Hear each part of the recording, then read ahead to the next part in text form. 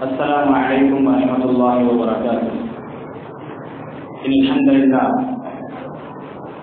لله رب العالمين، والصلاة والسلام على رسوله الكريم وعلى آله وصحبه أجمعين ومن تبعه بإحسان إلى يوم الدين. أما بعد،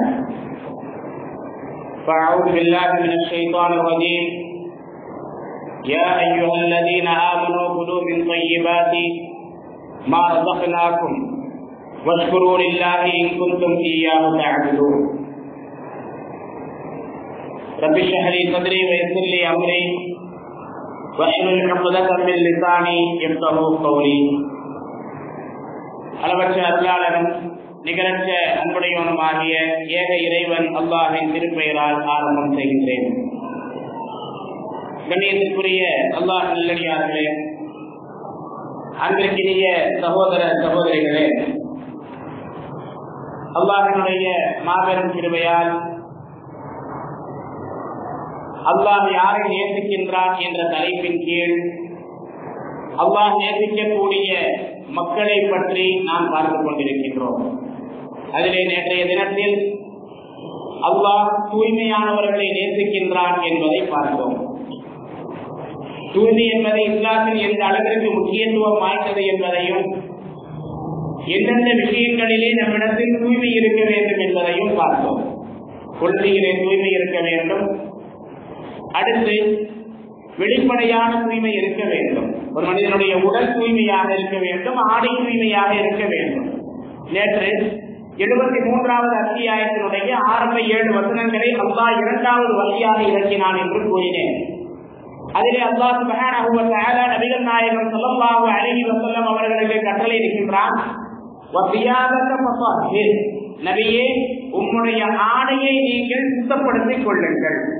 நபியே, உம்முடைய ஆடையை நீங்கள் சுத்தப்படுத்திக் கொள்ளுங்கள்.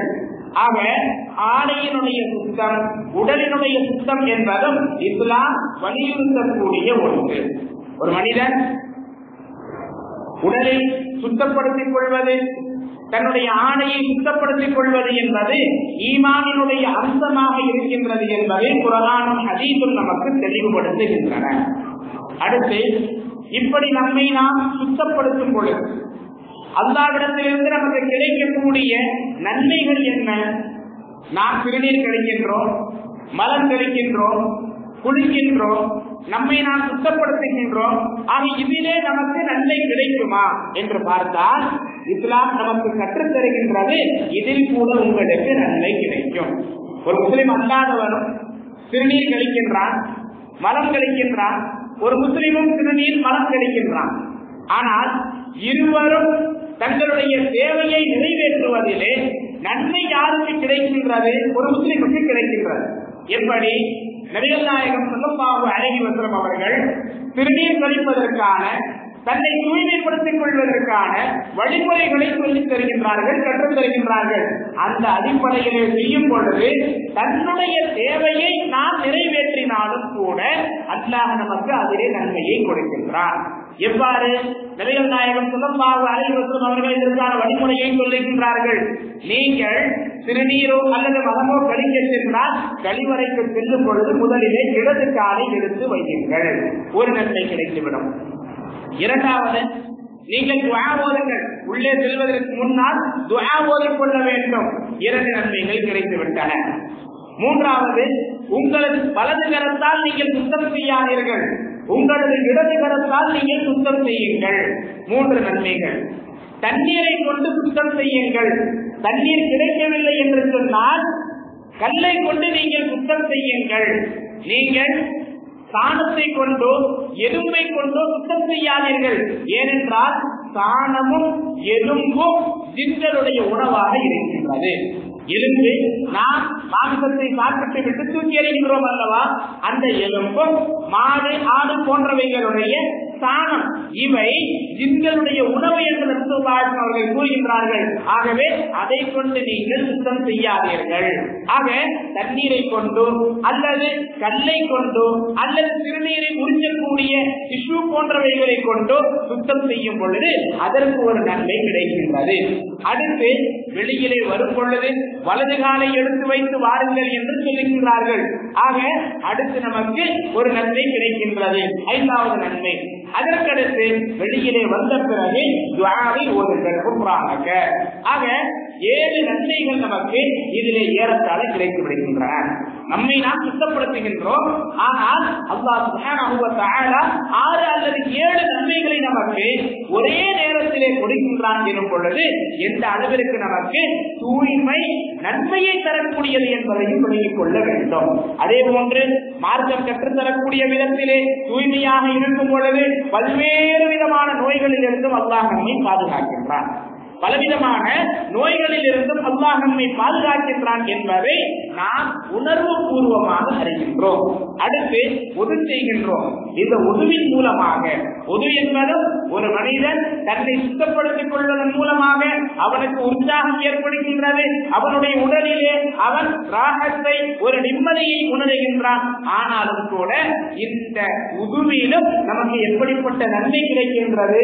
அல்லாஹ்வின் தூதர் ஸல்லல்லாஹு அலைஹி வஸல்லம் அவர்கள் கூறுகின்றார்கள், இதா தவஃபல் அப்துல் முஸ்லிம் அவில் முஃமின், ஒரு முஸ்லிமான அல்லது முஃமினான அடிமை உது செய்கின்றான் என்று சொன்னால், அவனுடைய முகத்தை அவன் கழுவினான், அவனுடைய முகத்தில் இருந்து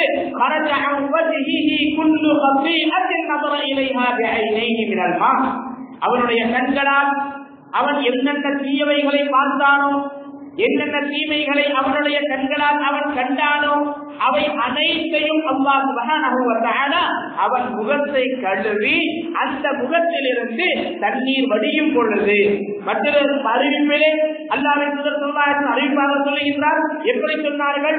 மஅஆசிரி கத்ரில் மா, கடைசி தண்ணீர் கீழே கொட்டும் பொழுது அதோடு சேர்த்து அவனுடைய பாவமும் கழிந்து விடுகின்றது. அல்லாஹ் அவனுடைய பாவத்தையும் சுத்தப்படுத்தி விடுகின்றான், தூய்மைப்படுத்தி விடுகின்றான். அதற்கு அடுத்தபடியாக அவனுடைய 2 கைகளையும் அவன் கழுவும் பொழுது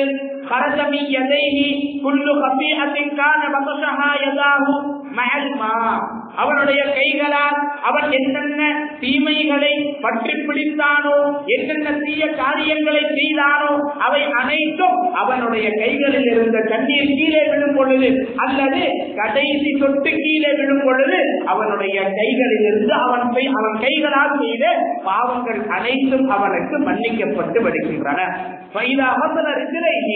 அவனுடைய கால்களை அவன் கழுவும் பொழுது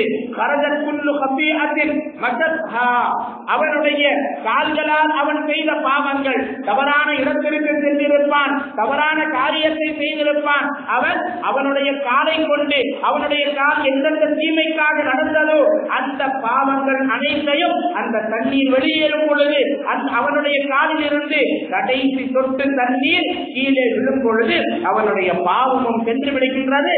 அல்லாஹ் அவனை மன்னித்து விடுகின்றான். எந்த அளவிற்கு? அவன் வெளியிலேயே செல்லும் பொழுது, ஒதுக்கீடு விட்டு அந்த இடத்தை விட்டு செல்லும் பொழுது பாவங்களில் இருந்தும் பரிசுத்தமானவனாக அவன் வெளியேறுகின்றான். எப்படி அவனுடைய உடலில் இருந்து அசுத்தங்கள் வெளியேறி விடுகின்றதோ, அழுக்குகள் வெளியேறி விடுகின்றதோ, அதே போன்று அவனுடைய உடலில் இருந்து பாவங்களும் வெளியேறி அவனுடைய அகமும் புறமும் 2மே தூய்மையானவனாக ஆகிவிடுகின்றான் என்று நபி ஸல்லல்லாஹு அலைஹி வஸல்லம் அவர்கள் கூறுகின்றார்கள். ஆகவேதான் நபிகள் நாயகம் ஸல்லல்லாஹு அலைஹி வஸல்லம் அவர்கள் மற்றொரு ஹதீஸிலே சொல்லும் பொழுது நீங்கள் அதிகமாக உது செய்யுங்கள் என்று சொல்லுகின்றார்கள்.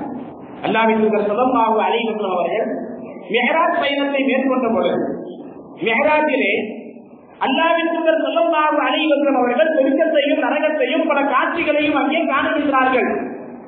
பூமிக்கு வந்த பிறகு பிலால் ரலியல்லாஹு அன்ஹு அவர்களிடத்திலே சொல்லுகின்றார்கள், பிலாலே, உங்களிடத்திலே என்ன நன்மையான காரியம் இருக்கின்றது? சொர்க்கத்திலே நான் உங்களை கண்டேன். எப்படி கண்டேன் தெரியுமா? எனக்கு முன்னால் நீங்கள் சொர்க்கத்திலே இருக்கின்றீர்கள், நீங்கள் நடந்து செல்லக்கூடிய காலடி ஓசையை நான் சொர்க்கத்திலே கேட்டேன். அவர்களுக்கு ஒரே வியப்பு, யார் சொல்லலாம், என்னை நீங்கள் சொர்க்கத்திலே கண்டீர்களா? அல்லாஹ்வின் தூதர் ஸல்லல்லாஹு அலைஹி வஸல்லம் அவர்களே, உங்களுக்கு முன்னால் நான் சொர்க்கத்திற்கு செல்வதா? யா ரசூலல்லாஹ், எப்படி இது என்று கேட்கின்றார்கள். நபிகள் நாயகம் ஸல்லல்லாஹு அலைஹி வஸல்லம் அவர்கள் கூறுகின்றார்கள், பிலாலே, உங்களிடத்திலே அப்படி என்ன நல்ல அமல் இருக்கின்றது சொல்லுங்கள். பிலால் ரலியல்லாஹு அன்ஹு கூறுகின்றார்கள், யா ரசூலல்லாஹ், நான் பெரிதாக எந்த நல்ல அமலையும் செய்வதில்லை. 5 நேரம் தொழுகின்றேன், அதற்குண்டான சுன்னத்துகளையும் தொழுகின்றேன், இரவிலே தஹஜ்ஜுத் தொழுகின்றேன். வழக்கமாக எல்லா முஸ்லிம்களும் எல்லா சஹாபாக்களும் செய்யக்கூடியதைத்தான் நானும் செய்து கொண்டிருக்கின்றேன். யா ரசூலல்லாஹ், இல்லை பிலாலே, வேறு ஏதோ ஒரு நன்மை உங்களிடத்தில் இருக்கின்றது, அதற்காக அல்லாஹ் உங்களுக்கு இந்த சிறப்பை கொடுத்திருக்கின்றார். அப்படி எதுவும் எனக்கு வேறு நன்மை இருப்பதாக தெரியவில்லை அல்லாஹ்வின் தூதரே. ஒரே ஒரு நன்மை என்னிடத்திலே இருக்கின்றது, பிறகு நான் இதிலே சற்று வித்தியாசப்படுகின்றேன். என்ன நன்மை அது? யா ரசூலல்லாஹ், நான் எப்பொழுது மலஞ்சலம் கழிக்கின்றாலும் உடனடியாக உதவி செய்து விடுவேன். உது முறிந்து விட்டால் உடனடியாக உதவி செய்து விடுவேன். உதவி செய்து விட்டால் உதவியினுடைய காணிக்கையாக 2 ரக்காத்துக்களை நான் அதே நேரத்திலே தொழுது விடுவேன். நபிகள் நாயகம் ஸல்லல்லாஹு அலைஹி வஸல்லம் அவர்கள் கூறுகின்றார்கள், பிலாலே, இந்த நன்மையின் காரணமாகத்தான் அல்லாஹ் உங்களுக்கு இந்த சிறப்பை கொடுத்திருக்கின்றார். பிலால் ரலியல்லாஹு அன்ஹு அவர்கள் எப்பொழுதுமே உது இல்லாமல் இருக்கவே மாட்டார்கள், உதுவோடு தான் இருப்பார்கள். உது முடிந்து விட்டால் உடனடியாக மீண்டும் உதவி செய்து விடுவார்கள். நாம் பல்வேறு சந்தர்ப்பங்களிலே நம்முடைய வீடுகளுக்கு வரும் பொழுது அல்லது வெளியிலே செல்லும் பொழுது களைந்து விட்டால், வெயில் அதிகமாக இருந்தால் நம்முடைய கைகால் முகங்களை கழுவுவோம். உதுவிலே இருக்கக்கூடிய அனைத்து உறுப்புகளையும் அதிலே நாம் கழுவி விடுவோம், ஒன்றை தவிர. அதென்ன? தலைக்கு மட்டும் செய்ய மாட்டோம். இதுதான் வித்தியாசம். நாம் அந்த நேரத்திலே பிஸ்மில்லாஹ் என்று சொல்லி உதுவை செய்வதை போன்று நம்முடைய கைகால் முகத்தை தான் கழுவுகின்றோம். ஆனால் உதுவினுடைய முறையோடு அதை செய்துவிட்டு தலைக்கு மற்றையும் செய்துவிட்டோம் என்று சொன்னால் உதுவின் நன்மை நமக்கு கிடைத்துவிடும். என்ன நன்மை? ஒன்று, நம்முடைய பாவங்கள் கழிந்து விடுகின்றன. இரண்டாவது, மறுமையிலே மற்ற சமூகங்களிலிருந்து நம்மை அல்லாஹ் வித்தியாசப்படுத்தி காட்டுவான். எப்படி வித்தியாசப்படுத்தி காட்டுவான்? நபிகள் நாயகம் ஸல்லல்லாஹு அலைஹி வஸல்லம் அவர்கள் கூறுகின்றார்கள், என்னுடைய சமூகத்தார் நாளை மறுமை நாளிலே அவர்கள் உது செய்ததன் காரணமாக அவர்களுடைய உதுவின் உறுப்புகள் பிரகாசித்துக் கொண்டு இருக்கும். என்னுடைய உம்மத்தார் அவர்களுடைய உடல் உறுப்புகள், உதுவினுடைய உறுப்புகள் பிரகாசமாக இருப்பதை நான் காணுவேன். ஆக ஸல்லல்லாஹு அலைஹி வஸல்லம் அவர்கள் கூறுகிறார்கள், நீங்கள் உது செய்வதை அதிகமாக ஆக்கிக் கொள்ளுங்கள், அதிகமாக நீங்கள் உது செய்யுங்கள். ஆக உதுவின் மூலமாக எவ்வளவு சிறப்புகள் நமக்கு இருக்கின்றன. நாளை வறுமை நாளிலே ஆதம் அலைஹிஸ்ஸலாம் முதற்கொண்டு அண்ணன் நபி முஹம்மது ஸல்லல்லாஹு அலைஹி வஸல்லம் அவர்கள் வரை எத்தனை சமுதாயங்கள் வந்தார்களோ அவர்கள் அனைவரிலும் அல்லாஹ் நம்மை தனிமைப்படுத்தி காட்டுவான். நம்முடைய உதுவின் உறுப்புகள் பிரகாசமாக இருக்கும் என்பதை விளங்கிக் கொள்ள வேண்டும். ஆக நம்மை தூய்மைப்படுத்திக் கொள்வதன் மூலமாக அல்லாஹ் எவ்வளவு நன்மையை நமக்கு கொடுக்கின்றான். நம்முடைய பாவங்களையும் மன்னிக்கின்றான், நமக்கு அல்லாஹ் உயர்ந்த அந்தஸ்துகளையும் கொடுக்கின்றான், நம்முடைய உடல் உறுப்புகளையும் அல்லாஹ் சுப்ஹானஹு வ தஆலா மறுமையிலே பிரகாசமாக ஆக்குகின்றான். இன்று எத்தனையோ முஸ்லிம் அல்லாதவர்கள் முஸ்லிம்களை வியப்போடு பார்ப்பதற்கான காரணம் என்ன தெரியுமா? எப்படி முஸ்லிம்கள் இவ்வளவு சுத்தமாக இருக்கின்றார்கள். ஒரு முறை ஒரு பள்ளியிலிருந்து, ஒரு அனாதை இல்லத்திலிருந்து அங்கிருக்கக்கூடிய குழந்தைகளை, இளம் வயது வரை இருக்கக்கூடிய மாணவ மாணவிகள், அந்த அனாதை இல்லத்தை நடத்தக்கூடியவர்கள் நம்முடைய இந்த கோவை மாநகரத்திலே பல்வேறு வழிபாட்டு தலங்களுக்கு மக்களை அழைத்து செல்கின்றார். அந்த அனாதை குழந்தைகளை அழைத்து செல்லுகின்றார்கள். கோயிலுக்கும் அழைத்து செல்லுகின்றார்கள், சர்ச்சிற்கும் அழைத்து செல்லுகின்றார்கள், பள்ளிவாசலுக்கும் அழைத்து வருகின்றார்கள். நாம் பள்ளிவாசலை அவர்களுக்கு காட்டுகின்றோம், எப்படி தொழுவது என்ற எல்லா வழிமுறைகளையும் அவர்களுக்கு சொல்லித் தருகின்றோம். உள்ளே வந்து பார்த்த பிறகு அழைத்து வந்த அந்த பெண்மணி, அந்த அனாதை இல்லத்தை நடத்தக்கூடிய ஒரு பெண்மணி, படித்த பெண்மணி, அவர் சொன்ன வார்த்தை என்ன தெரியுமா? இஸ்லாமியர்களிடத்தில் தான் தூய்மை இருக்கின்றது. அடிப்படை ஒரு மனிதனுக்கு என்ன தேவையோ அவன் தன்னுடைய உடலை சுத்தம் செய்ய வேண்டும். அதற்கான ஏற்பாடுகளை பள்ளிவாசலிலே நீங்கள் செய்து வைத்திருக்கிறீர்கள். வேறு எங்குமே கோயிலும் இல்லை, சர்ச்சிலும் இல்லை, வேறு எந்த வழிபாட்டு தரத்திலும் நாங்கள் இப்படி பார்க்கவில்லை. இங்குதான் உள்ளே செல்வதற்கு முன்னால் தன்னை தூய்மைப்படுத்திக் கொண்டு தூய்மையானவர்களாக இறைவனை வணங்க வேண்டும் என்ற வழிமுறையை கற்றுத் தருகின்றீர்கள். இஸ்லாம் தான் உண்மையான மார்க்கம் என்பதை இதன் மூலமாகவே விளங்கிக் கொள்ளலாம் என்று அந்த பெண்மணி சொல்லுகின்றார். ஆக முஸ்லிம் அல்லாதவர்கள் நாம் சாதாரணமாக நினைத்துக் கொண்டிருக்கக்கூடிய இந்த உணவை, சாதாரணமாக நினைத்துக் கொண்டிருக்கக்கூடிய இந்த உடல் சுத்தத்தை, அந்த சுத்தத்தை அல்லாஹ் தஆலா பிறருடைய பார்வையிலே எந்த அளவிற்கு உயர்வாக வைத்திருக்கின்றார் என்பதை நாம் யோசித்து பார்க்க வேண்டும். அடுத்தபடியாக நாம் நம்முடைய இல்லறத்தில் கூட சுத்தமாக இருக்க வேண்டும் என்பதை அல்லாஹ் நமக்கு கற்றுத் தருகின்றார். எப்படி ஒரு கணவனும் மனைவியும் அவர்களுடைய தேவையை நிறைவேற்றிக் கொள்வதுதான் இல்லற வாழ்க்கை, தாம்பத்திய வாழ்க்கை. இதில் எப்படி சுத்தத்தை மேற்கொள்வது? அல்லாஹ் சுப்ஹானஹு வ தஆலா 2வது அத்தியாயம் 222வது வசனத்திலே கூறுகின்றார், வயஸ்அலூனக அனில் மஹீத். நபியே, இவர்கள் மாதவிடாயை பற்றி உங்களிடத்திலே கேட்கின்றார்கள்.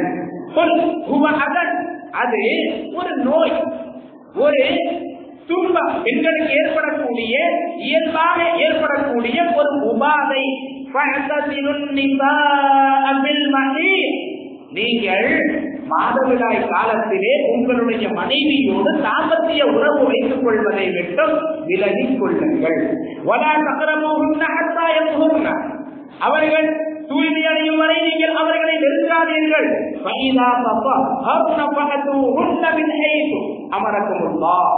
அவர்கள் தூய்மை அடைந்து விட்டார்கள் என்று சொன்னால் அல்லாஹ் உங்களுக்கு எவ்வாறு கட்டளையிட்டிருக்கின்றானோ அவ்வாறு உங்களுடைய மனைவியரிடத்திலே வாருங்கள். நிச்சயமாக அல்லாஹ் தௌபா செய்பவர்களையும் பாவ மன்னிப்பு தேடுபவர்களையும் அதே போன்று தூய்மையானவர்களையும் நேசிக்கின்றான். ஆக இல்லறத்தில் கூட எப்படி தூய்மை, இது பெண்களுக்கு ஏற்படக்கூடிய ஒரு உபாதை. ஆக அந்த நேரத்திலே பெண்களை வீட்டை விட்டும் நீங்கள் ஒதுக்கி வைக்க வேண்டாம். பெண்கள் வீட்டை விட்டும் வெளியிலே இருக்க வேண்டும் என்ற அவசியம் இல்லை. அவர்கள் எல்லா வேலைகளையும் செய்வார்கள், எல்லா விதமான காரியங்களிலும் ஈடுபடுவார்கள். ஒரே ஒரு நிபந்தனை, நீங்கள் தாம்பத்திய உறவை மட்டும் உங்களுடைய மனைவியோடு வைத்துக் கொள்ளக் கூடாது. ஆக இதில் கூட தூய்மையை கற்றுத் தருகின்றது மார்க்கம். இல்லறத்தில் கூட அல்லாஹ் சுப்ஹானஹு வ தஆலா நமக்கு தூய்மையை கற்றுத் தருகின்றார். சகோதர சகோதரிகளே, அதே போன்று நாம் வசிக்கக்கூடிய இடம், பள்ளிவாசல், நம்முடைய வீடுகள், இவைகளையும் தூய்மையாக வைக்க வேண்டும். அல்லாஹ் சுப்ஹானஹு வ தஆலா இப்ராஹிம் அலைஹிஸ்ஸலாம் அவர்களுக்கும் இஸ்மாயில் அலைஹிஸ்ஸலாம் அவர்களுக்கும் கட்டளையிடுகின்றார், அன்ஃபஹிரா பைத்திய, நீங்கள் இருவரும் என்னுடைய இந்த ஆலயத்தை, என்னுடைய இந்த வீட்டை பரிசுத்தப்படுத்துங்கள், தூய்மையாக்குங்கள். யாருக்காக?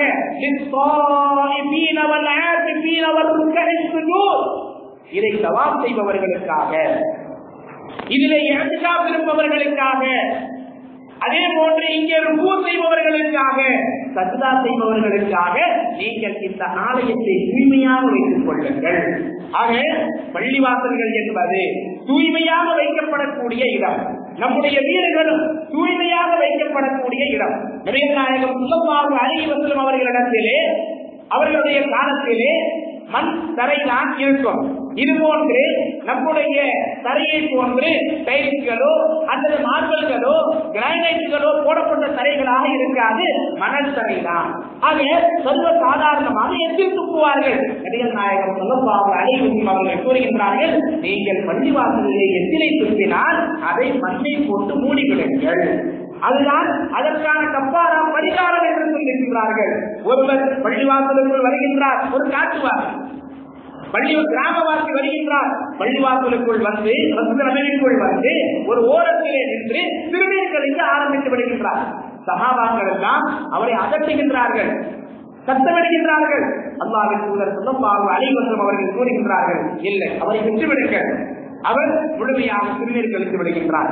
அதற்கடுத்து அல்லாஹ்வின் தூதர் ஸல்லல்லாஹு அலைஹி வஸல்லம் அவர்கள் அவரை அழைத்து சொல்லுகிறார்கள், இன்ன ஹாதிஹில் மஸாஜித் லா தஸ்லஹுல் பவுல், இந்த பள்ளிவாசல்கள் என்பது அல்லாஹ்வை வணங்கக்கூடிய இடம், அல்லாஹ்வை திக்ர் செய்யக்கூடிய இடம், அல்லாஹ்வை தஸ்பீஹ் செய்யக்கூடிய இடம், சஜ்தா செய்யக்கூடிய இடம், குர்ஆன் ஓதக்கூடிய இடம். ஆக இந்த இடத்திலே நீங்கள் சிறுநீர் கழிப்பது என்பது உகந்தது அல்ல.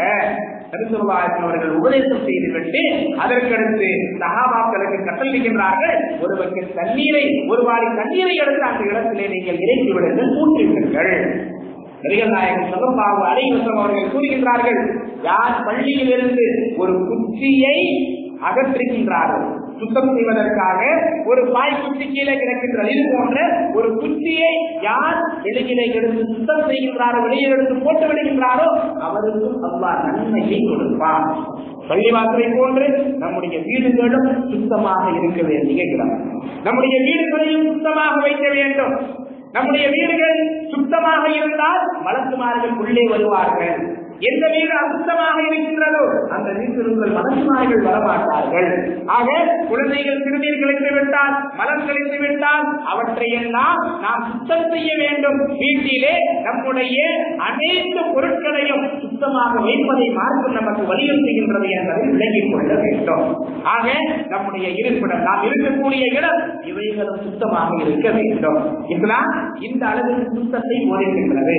நாம் எங்கு வசிக்கின்றோமோ, எந்த மஹல்லாவில் இருக்கின்றோமோ, நம்முடைய மஹல்லா, நம்முடைய தெரு, நம்முடைய ஊர் என்று அனைத்தும் சுத்தமாக இருப்பதை இஸ்லாம் வலியுறுத்துகின்றது. நபிகள் நாயகம் ஸல்லல்லாஹு அலைஹி வஸல்லம் அவர்கள் சுத்தத்தை வலியுறுத்தி சொல்லுகிறார்கள். தண்ணீர் தேங்கி இருக்கக்கூடிய குளம், குட்டை, ஓடை போன்ற இடங்களிலே நீங்கள் சிறுநீர் கழிக்காதீர்கள். கிணறு இருக்கின்றது, குளம் இருக்கின்றது, தண்ணீர் தேங்கி இருக்கின்றது. தண்ணீர் தேங்கி இருக்கக்கூடிய, ஓடாமல் தேங்கி இருக்கக்கூடிய இடத்திலே நீங்கள் சிறுநீர் கழிக்காதீர்கள். அதே போன்று உங்களுக்கு குடிக்கும் கடமையாக இருந்தால் தண்ணீர் எங்கு தேங்கி இருக்கின்றதோ அங்கே நீங்கள் குடிக்காதீர்கள். அதை விற்றும் தூரமாக தண்ணீரை எடுத்துச் சென்று குடியுங்கள் என்று ரசூலுல்லாஹி அவர்கள் கூறுகிறார்கள். அதே போன்று மரங்கள், நிழல் தரக்கூடிய மரம், பழம் தரக்கூடிய மரம், ஆக இது போன்ற மரங்களினுடைய நிழல் மற்றும் பழம் தரக்கூடிய மரங்களுக்கு கீழே நீங்கள் சிறுநீர் கழிக்காதீர்கள். அது மட்டுமல்ல, பொதுவன் மக்கள் நடக்கக்கூடிய பொதுவான தலங்கள், அங்கே நீங்கள் சிறுநீரை கழிக்காதீர்கள் என்று நாம் பார்க்கின்றோம். பஸ் ஸ்டாண்டுகளையும் ரயில்வே ஸ்டேஷன்களையும் இன்னொரு இடங்களையும் பார்க்கின்றோம். மக்கள் பொதுவாக பயன்படுத்தக்கூடிய இடங்கள், பொதுவான சாலைகள், அங்கெல்லாம் சிறுநீர் கழித்து எவ்வளவு அசுத்தம் செய்து வைக்கின்றார்கள். ஆக சுத்தத்தை இஸ்லாம் போதிக்கின்றது. அடுத்தபடியாக எப்படி நம்முடைய வெளிப்புறம் சுத்தமாக இருக்கின்றதோ, தூய்மையாக இருக்கின்றதோ, அதே போன்று நம்முடைய உள்ளமும் சுத்தமாக இருக்க வேண்டும், தூய்மையாக இருக்க வேண்டும். அகமும் புறமும் தூய்மையாக இருக்க வேண்டும். அல்லாஹ் குர்ஆனிலே கூறுகின்றார், அது அஃப்லஹ மன் தஸக்கா, யார் உள்ளத்தை சுத்தப்படுத்துகின்றானோ, தூய்மைப்படுத்துகின்றானோ அவன் வெற்றி அடைந்து விட்டான். நபிகள் நாயகம் ஸல்லல்லாஹு அலைஹி வஸல்லம் அவர்கள் கண்ணாடியை பார்க்கும் பொழுது நமக்கு ஒரு துஆவை கற்றுக் கொடுத்திருக்கின்றார்கள். யாருக்காவது தெரியுமா அந்த துஆ? யாராவது சொல்ல முடியுமா? கண்ணாடியை பார்க்கும் பொழுது சொல்லுங்க. அல்லாஹும்ம அன்த ஹஸ்ஸன்த கல்பி ஃபஹஸ்ஸின் குல்பி. அர்த்தம் தெரியுமா இதுக்கு?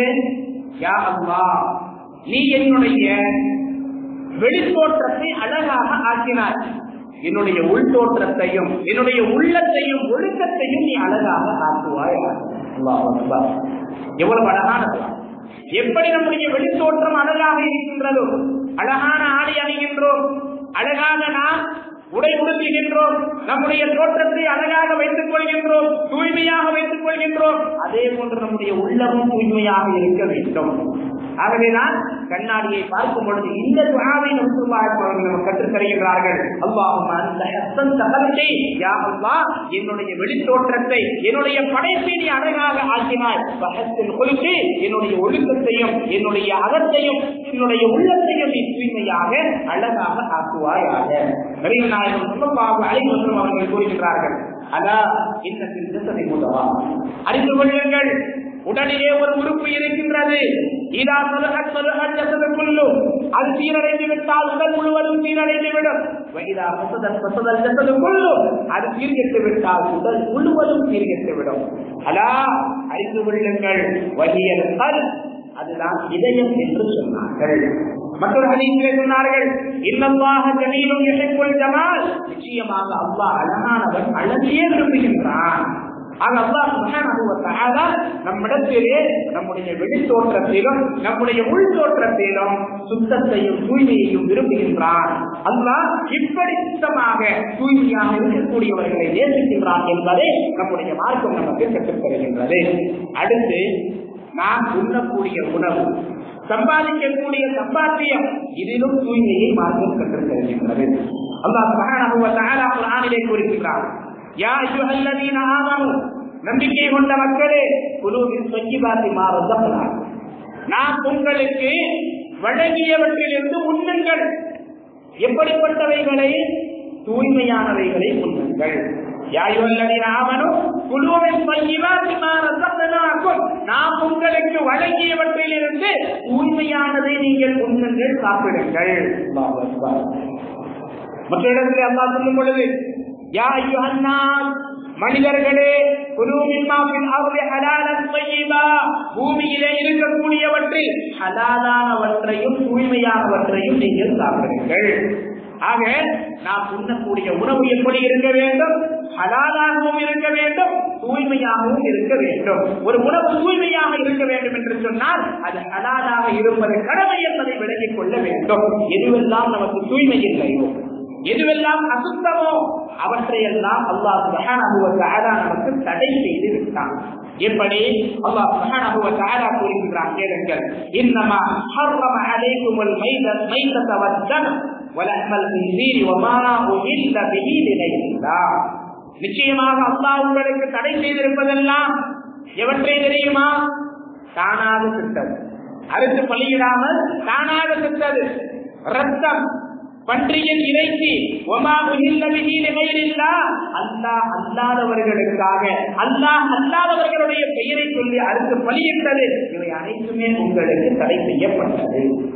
மற்றொரு அல்லாஹ் சொல்லும் பொழுது சூரத்துல் மாயிதா 5வது அத்தியாயத்திலே கூறுகின்றான்,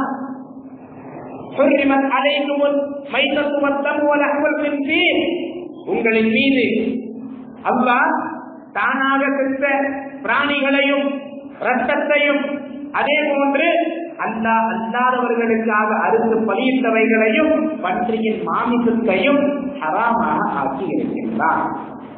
இன்று இந்த உணவினுடைய விஷயத்தில் தூய்மையாக இருக்கின்றதா இல்லையா என்பதை பார்ப்பதற்குரிய கட்டாய கடமை. ஏனென்று சொன்னால், தூய்மையற்ற ஹராமான உணவை ஒருவர் சாப்பிட்டு விட்டால் அவருடைய துஆக்களை அல்லாஹ் அங்கீகரிக்க மாட்டான். புலம்புகின்றோம், என்னுடைய துஆ அங்கீகரிக்கப்படுவதில்லை, யா அல்லாஹ் என்னுடைய துஆவை அங்கீகரிக்க மாட்டாயா? நாம் ஹராமானவற்றை, தூய்மை இல்லாதவற்றை, அசுத்தமானவற்றை எல்லாம் சாப்பிட்டுக் கொண்டிருந்தால் அல்லாஹ் எப்படி நம்முடைய துஆவை அங்கீகரிப்பான்? அல்லாஹ் எதையெல்லாம் நமக்கு ஹராமாக ஆக்கி இருக்கின்றானோ அவை அசுத்தம். எப்படி அசுத்தம்?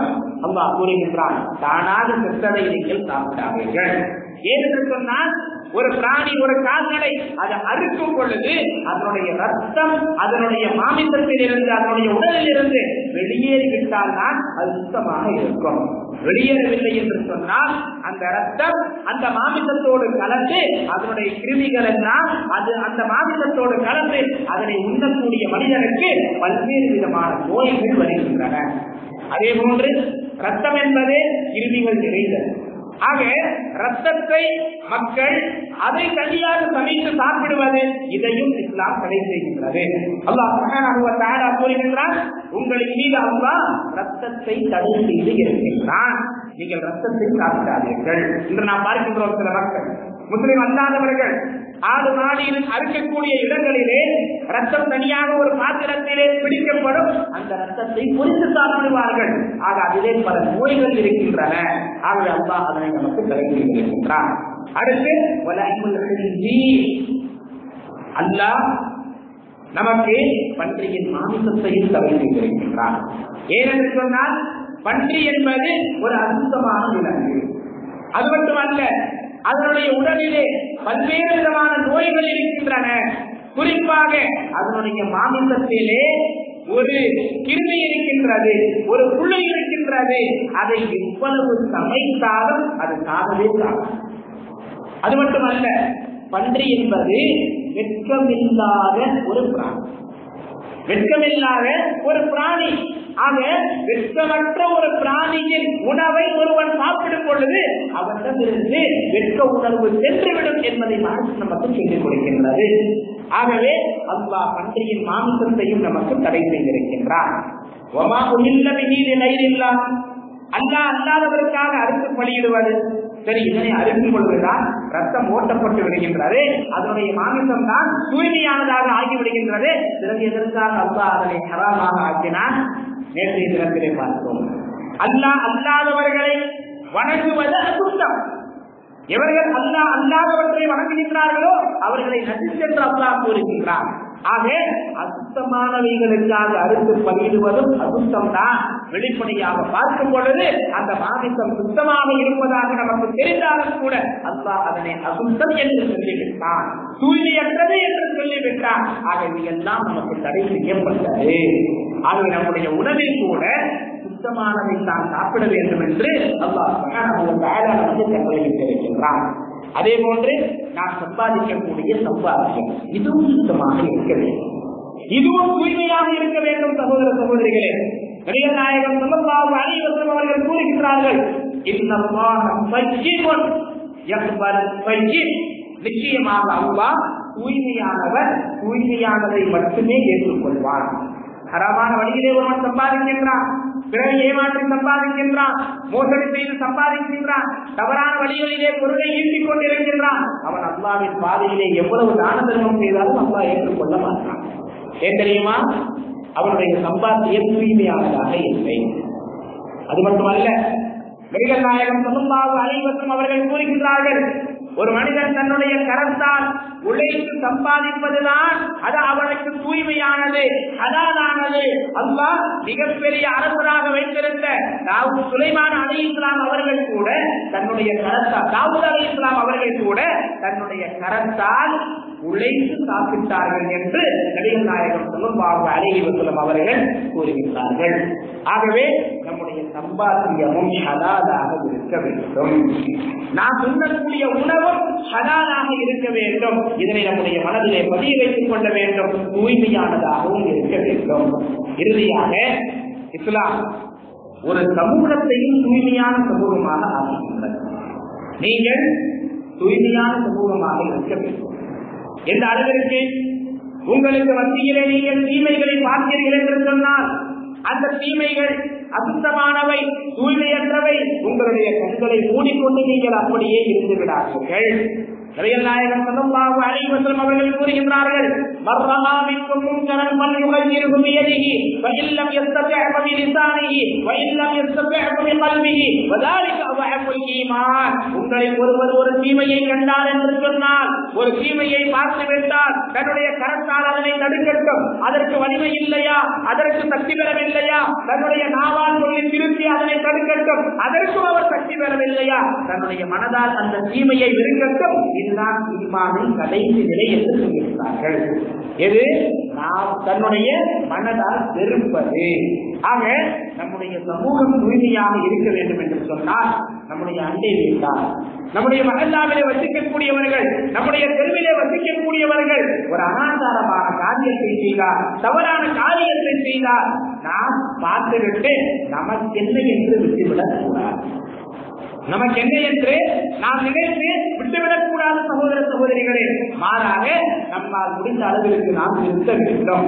நம்மிடத்திலே ஒரு தவறு இருக்கின்றது, ஒரு குறை இருக்கின்றது. என்ன?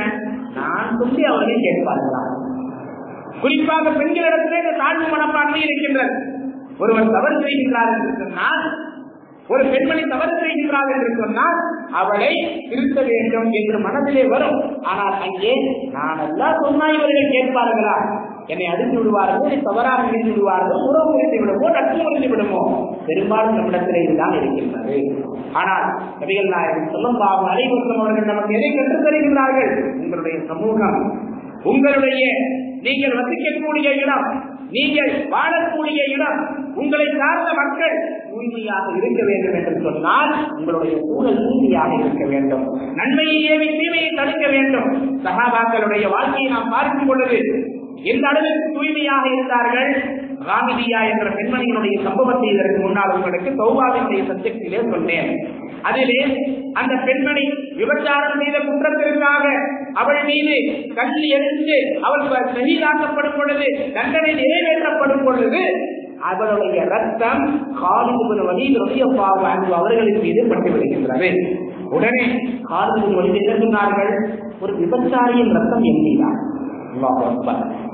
ஆக எந்த அளவுக்கு தூய்மை விரும்பினார்கள் அவர்கள். அதற்கடுத்து காலிலே திருத்தினார்கள். காலிலே இப்படி சொன்னார்கள், இந்த பெண்மணி தானாக மனமு வந்து அல்லாஹ்விடத்திலே உண்மையானவளாக செல்லுகின்றாள், அப்படிப்பட்ட தௌபாவை செய்திருக்கின்றாள்.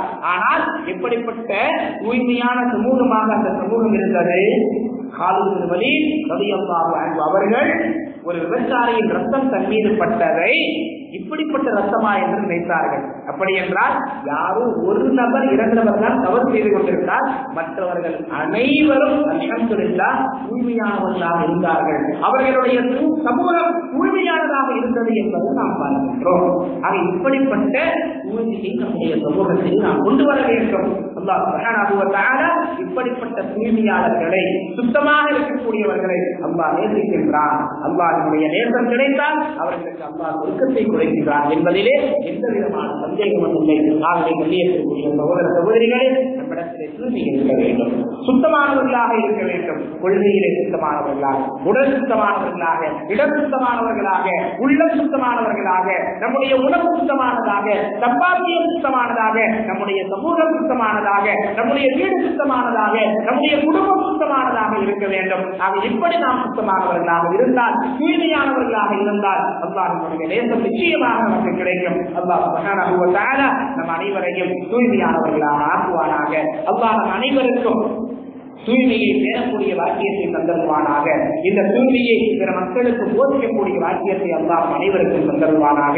அவனுடைய நேசத்தையும் அன்பையும் அல்லாஹ் நமக்கு தந்தருவானாக. ஆமீன். வாஹிரு தஅவானா அல்ஹம்துலில்லாஹி ரப்பில் ஆலமீன். வஸல்லல்லாஹு அலா நபியினா முஹம்மத். வஸ்ஸலாமு அலைக்கும் வரஹ்மத்துல்லாஹி வபரகாத்துஹு.